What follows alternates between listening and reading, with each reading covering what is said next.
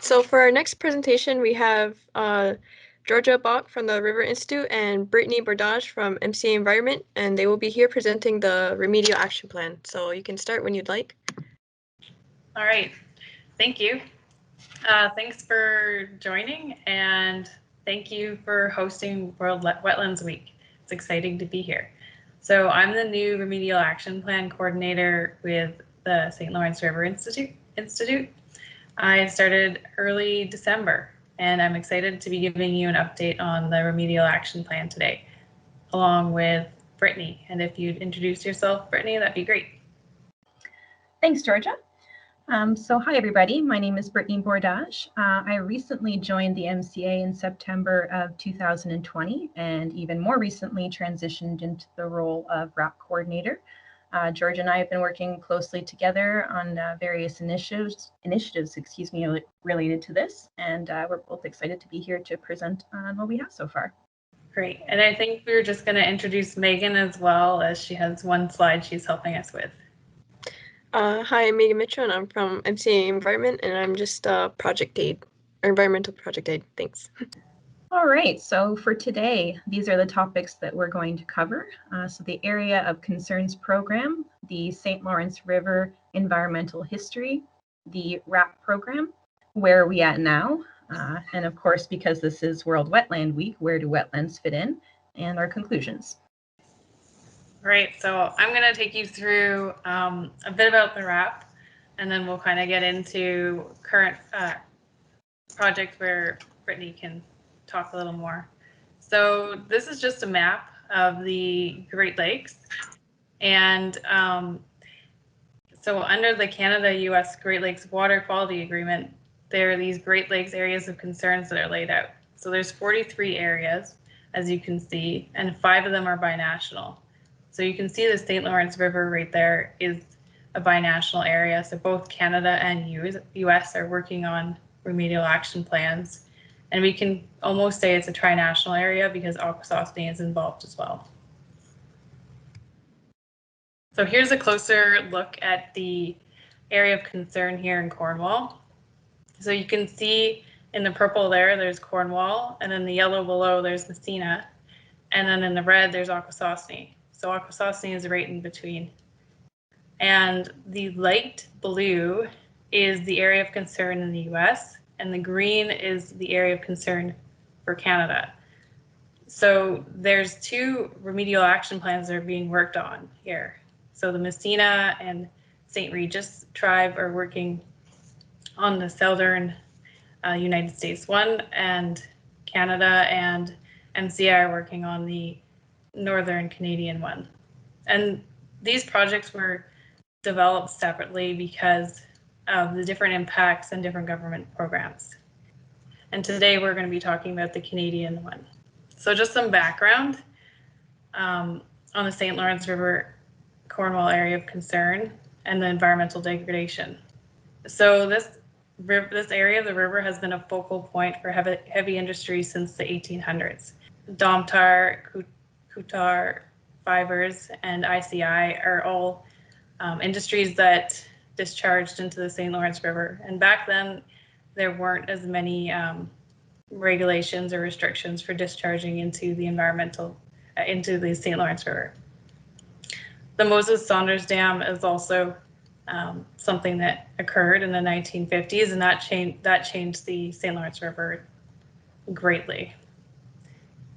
There's also development along the shoreline and wetlands, agricultural and municipal runoff. So we're in a big agricultural area, and there's the city of Cornwall right here in our AOC.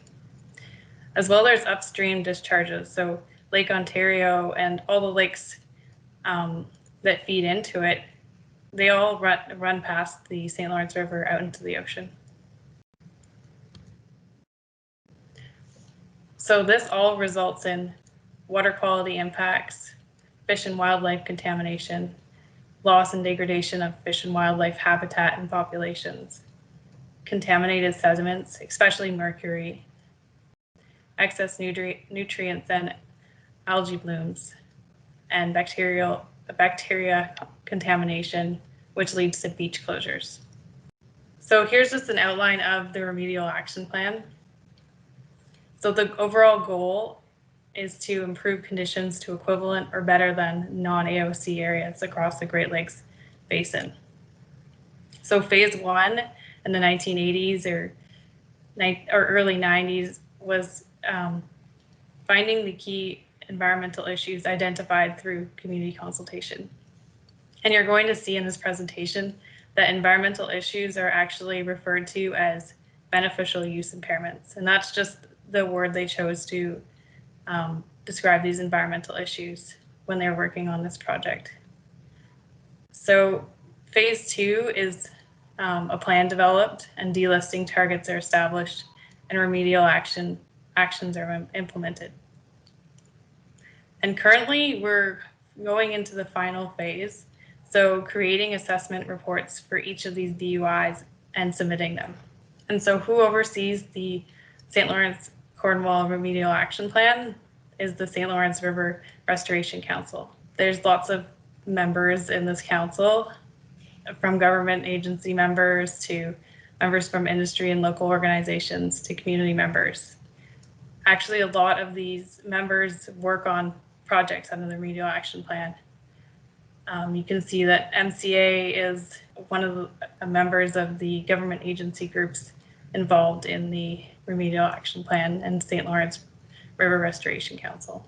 So as I said before, you're going to hear beneficial use impairments quite a bit. So what are beneficial use impairments? Beneficial use impairment is a significant chemical, physical, or biological environmental degradation that has occurred as a result of historic or ongoing human activity at the local level. So I've just put some pictures below.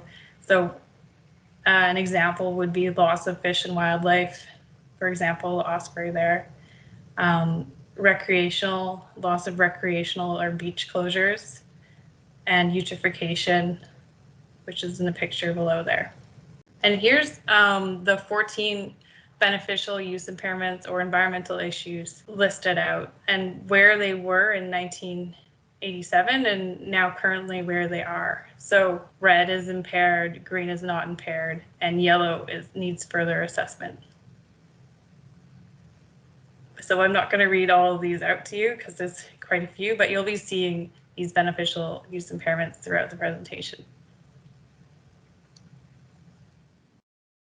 So here they are again, and this is just the logos that we have for our beneficial use impairments.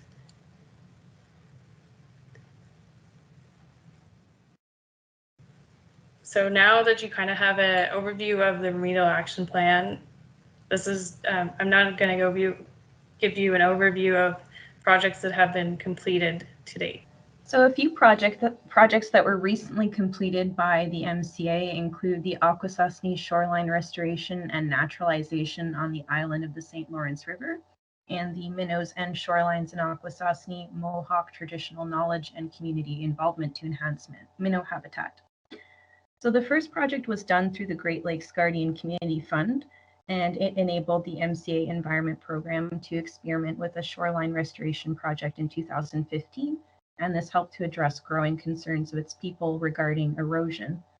Some more localized concerns here include damage by vessels because we are on a shipping channel. So we have fluctuating water levels as well as other activities on the water. 5 sites were restored with this project, with a total of 355 trees, shrubs, and terrestrial and aquatic plants.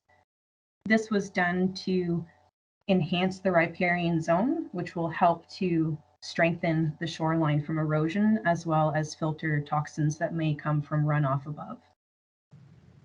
The Minnows and Shoreline project utilized funding from AFSAR, or the Aboriginal Fund for Species at Risk Prevention Stream, and it was inspired by the concerns of community members around the declining minnow populations and their habitats in Akwesasne. This project also addressed the causes of same, which include the hardening of shorelines, climate change, and invasive species entering our waterways. Throughout this project, the staff also noticed the incredible degradation along the islands, which receive a lot of wave action and result in erosion. Community members then moved to harden shorelines, which only contributed to the further destruction of the essential fish habitat. The MCA Environment Program has been working actively to educate Akwesasne on importance of naturalized shorelines and low wake zones to attempt to protect these vulnerable habitats. That was some projects that the MCA was associated with. So other current projects that have been done are implementing stricter standards and monitoring for industrial and municipal projects. Also, wastewater treatment upgrades have been done. Municipal storm water management, the Cornwall wastewater treatment plant had a $55 million upgrade in 2014, as well as mercury legacy sources tracked down and monitoring has been completed. So there's also been numerous agricultural and rural projects. These projects included local landowners, the RRCA, ALICE, government agencies, and local agricultural organizations. And these could be anything from lunch and learns to tree planting to lots of other projects that have happened. Another project that had been going on for a while was the Tributary Habitat Restoration Program, which was implemented to protect and restore fish and wildlife habitat. And some of the work involved was fencing to restrict cattle from watercourses, tree planting along riverbanks.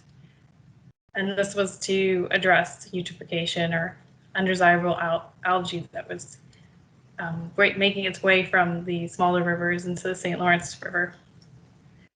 So also there's been, throughout the project, a lot of community engagement. So land owner stewardship programs and events, displays and programs, as well as our river symposium that happens once a year. Usually there's quite a few Wrapup updates in there. The septic system awareness program, as well as the strengthening environmental leadership through youth mobilization in Akwesasne, which is occurring right now, to my understanding.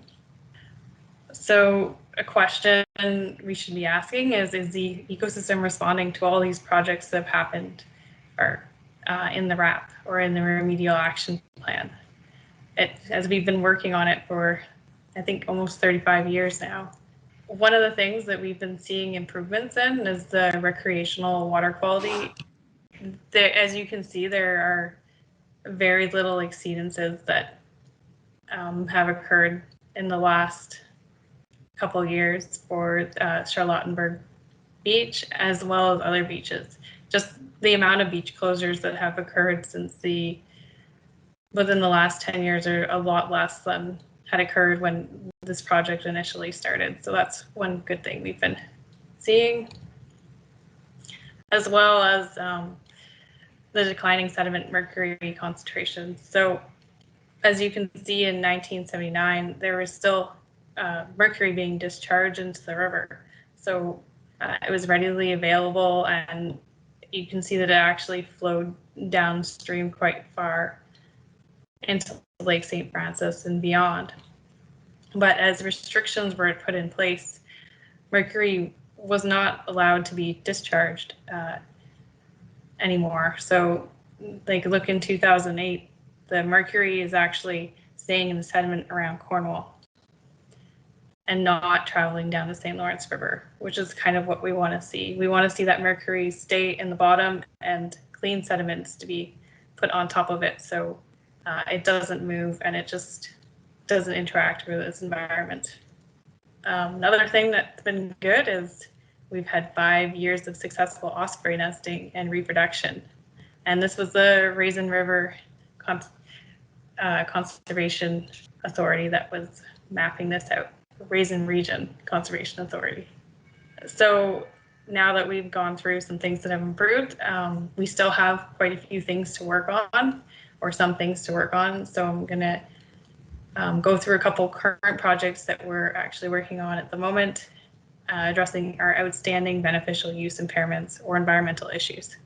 So these are the outstanding beneficial uses that are still left within the St. Lawrence Cornwall area of concern. So number 1, restrictions to fish and wildlife consumption is impaired. Number 3, degradation to fish and wildlife populations is impaired. Number 4, fish tumors and other deformities needs further assessment. Number 8, eutrophication or undesirable algae is impaired. Number 10, beach closings is impaired.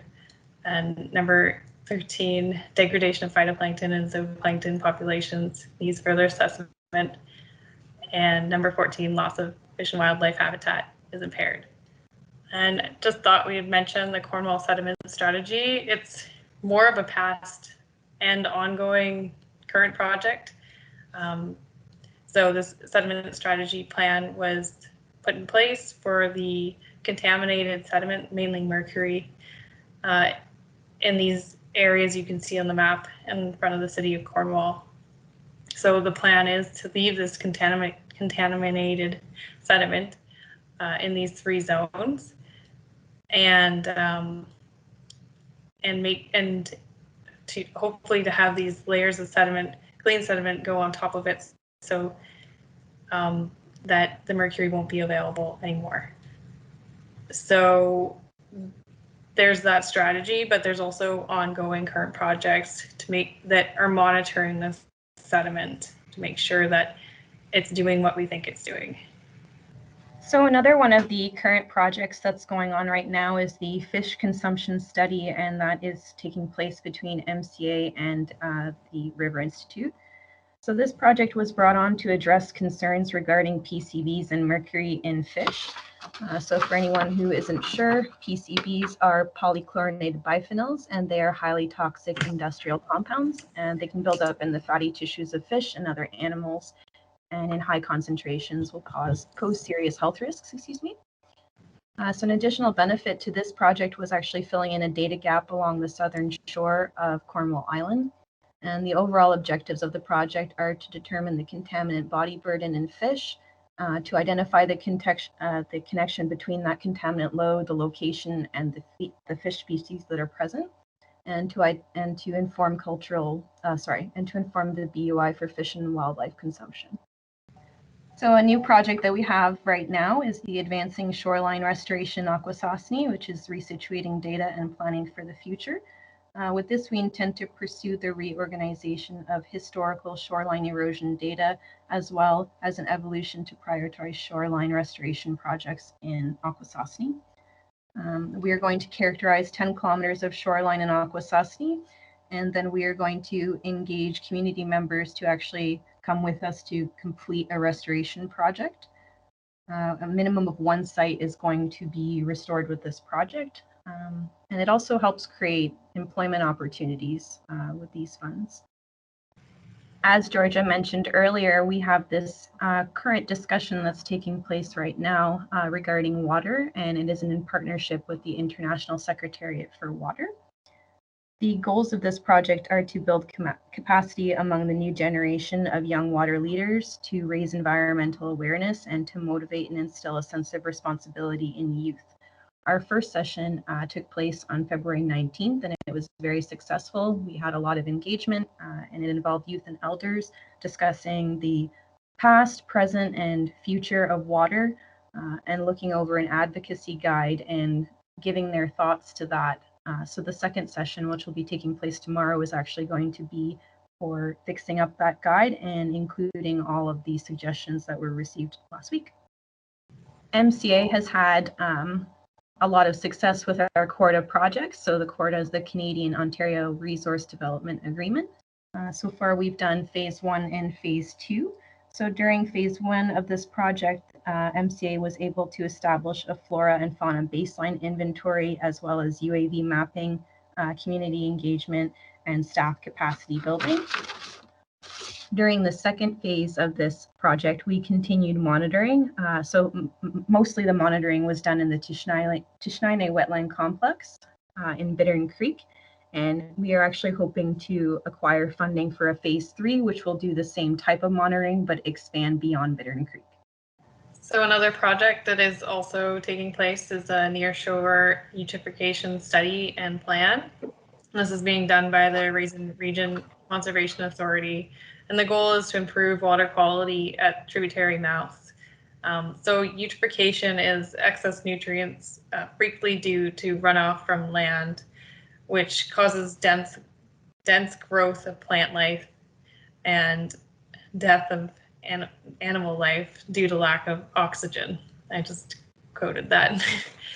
So you can see in the river there, the difference, that smaller stream coming into the St. Lawrence is bringing in a lot of excess nutrients from farmlands. So the goal is to be able to tackle that in some way. So there's also a couple projects working on the Lawson of fish and wildlife habitats. So the remaining goals for this is to protect wetlands, improve riparian cover, and tributary habitats. And so some of these projects are the wetland restoration plan development, which is by the Raisin Region Conservation Authority, shoreline mapping and assessment surveys, which are by MCA and RRCA, a long-term strategy to improve watershed health, which is also by RRCA and other partners, and the Paddingale Creek Restoration Plan, which is by RRCA and partners. So those were some of the current projects. And now I just thought, since this is Wetland Day, we should be linking this to wetlands, this remedial action plan. So wetlands are some of the most productive ecosystems on the planet, as you probably know. Enhanced wetland protection and restoration in the IOC would aid all the remaining beneficial use impairments or environmental issues. So that would lead to increased biodiversity, better water quality, and really is just a natural fix for remedial action to improve wetlands and to filter the runoff. Hi, so the original beneficial use impairments criteria was originally made in 1987, and today they're not very applicable. So they're written more with a Western scientific point of view in mind rather than a holistic point of view, as Akwesasne tend to take. And so we'd take that into consideration, our connections to the environment and roles and responsibilities. So today we are now more involved and have a seat at the table and can speak to decision making from a more culturally informed, relevant position to Akwesasne.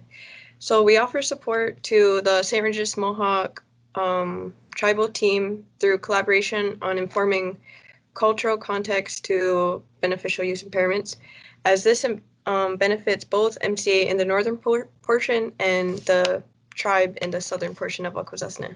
So that is all we have. Hopefully it was understandable.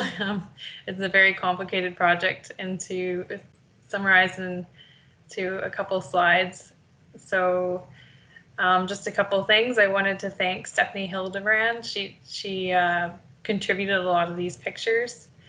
And if you do have any questions, please feel free to email me at rap@riverinstitute.ca or check out the website. And I think we have times for questions right now, from my understanding.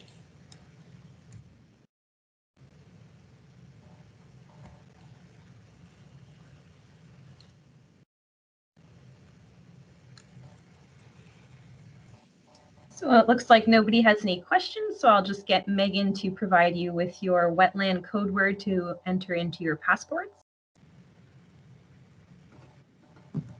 Hi, so the wetland code word today will be restoration. All right, so no questions, I guess. Looks like no questions for today, so we're going to be moving on to the next presentation. Megan? Yep. Yeah, so if there's no other questions, thank you for presenting. That was really awesome. And the next presentation will be at 3 o'clock, and it will be by the MCA Environment Program. Thank you. Thank you. Thank you, everyone. Bye-bye. Thank you, everybody.